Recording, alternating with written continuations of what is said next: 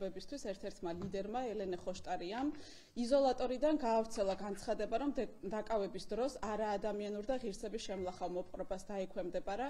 მისი განცხადებით პოლიციელმა ქალებმა ხელების ზურგს უკან ბორკილებით შეუკრეს, შემდეგ კი რამდენიმე პოლიციელმა ძალის გამოყენებით სრულად გააშიშლა, რაც მისი თქმით იყო უკიდურესად ღირსების შემლახავი და დამამცირებელი.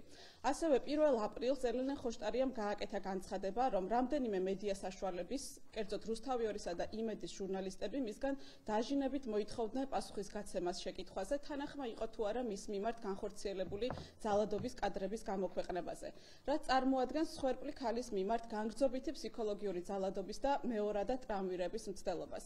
მსგავსი ფსიქოლოგიური ზეწოლა წარმოადგენს მსხვერპლი ქალის დაშინებას, რომ მისი ღირსების შემლახავი მოპყრობის კადრები შესაძლოა საჯაროდ მისი ნების საწინააღმდეგოდ პროპაგანდისტული მიზნებით გამოქვეყნდეს, რაც აქამდე არაერთგზის მომხდარა.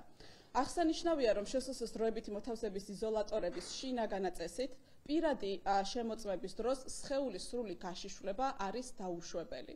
შემოწმების დროს დასაშვებია მხოლოდ სხეულის ცალკეული ნაწილების დათვალიერება ან გაშიშვლება და აღნიშნული პროცესში შეიძლება ჩატარდეს მხოლოდ ფარდის მიღმა და არ შეიძლება მოექცეს ვიდეო მეთვალყურეობის კამერის ხედვის არეალში.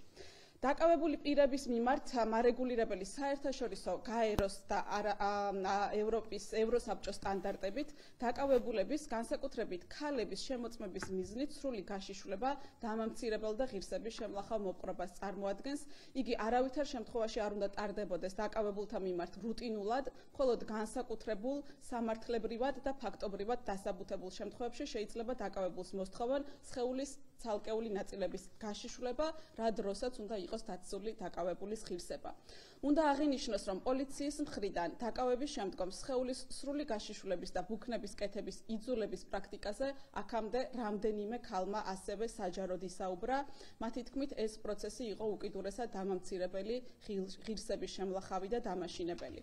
შეგახსენებთ, რომ დაკავების შემდგომ, როგორც აქციაზე, ასევე ტრანსპორტირების და პოლიციის განყოფილებაში ყოფნის დროს, პოლიციის მხრიდან გაუპატიურების მუქარაზე, სექსუალურ შევიწროებასა და ფიზიკურ ანგარიშწორებაზე ნოემბერ-დეკემბერში საპროტესტო აქციების დროს დაკავებულმა არაერთმა ქალმა ისაუბრა საჯაროდ.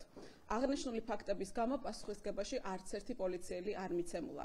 როგორც იკვეთება, აქციაზე დაკავებული პირების, მათ შორის ქალების მიმართ ადგილი აქვს უკანონო პრაქტიკას, სრული გაშიშვლების, ასევე ბუქნების კეთების იძულებას, რაც ეწინააღმდეგება როგორც საქართველოს, ასევე საერთაშორისო სტანდარტებს და კანონმდებლობას.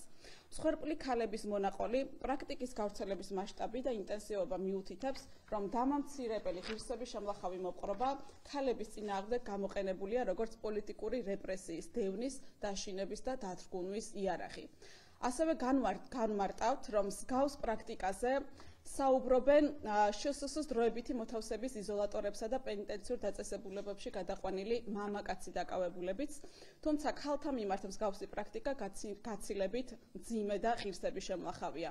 აღსანიშნავია, რომ სხეულის სრული გაშიშვლებით შემოწმების პრაქტიკის არსებობას ხელისუფლება ომბუდსმენისა და უფლებადამცველი ორგანიზაციების ბრალდებების მიუხედავად წლების განმავლობაში უარყოფდა და აღნიშნავდა, რომ სრული გაშიშვლება იყო ნებაყოფლობითი და შემოწმების დროს გამოიყენებოდა ხოლმე ალტერნატიული საშუალებები. დავამატებ პირველ რიგში ჩვენი მხრიდან დიდ სოლიდარობას უცხადებთ იმ ადამიანებს, რომლებმაც გაიარეს ეს ყველაფერი, ეს არის ნამდვილად ღირსების შემლახავი პრაქტიკა, რომელსაც ადგილი აქვს იზოლატორებში, ეს არ არის ქართული პრაქტიკა, ეს არის რუსული პრაქტიკა და ამ პრაქტიკას იყენებენ სამწუხაროდ ეგრეთ წოდებული ჩვენი სამართალდამცველები.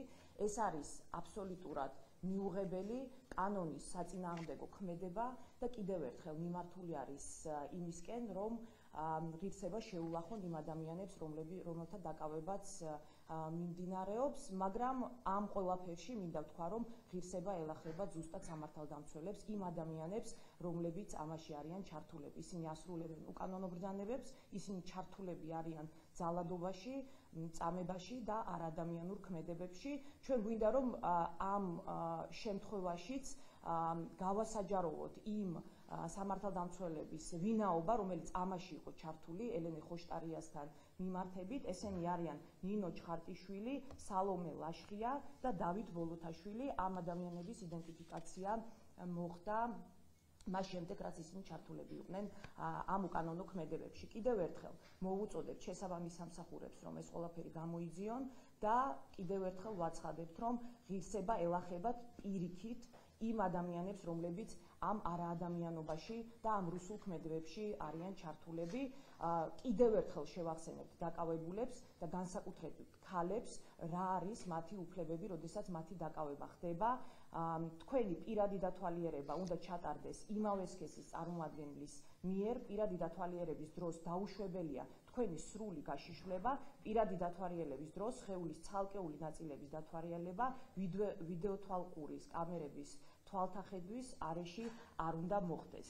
ასევე, როდესაც აკავებენ ქალებს, ისინი უნდა განთავსდნენ მამაკაცებისგან განცალკევებით და პატიმრობა შეფარდებული ქალებისთვის უზრუნველყოფილი უნდა იყოს ჰიგიენური საშუალებები. კიდევ ერთხელ მოვუწოდებთ შესაბამის სამსახურებს, რომ ეს ქმედებები გამოიძიონ და უარი თქვან უკანონო ქმედებების შესრულებაზე. ჩვენ გავასაჯაროებთ ყველა იმ ადამიანს, რომელიც ამაში არის ჩართული და მსოფლიოს მასშტაბით აბსოლუტურად ყველა გაიგებს, ვინ არის ჩართული საქართველოში ძალადობაში და არაადამიანურ მოპყრობაში.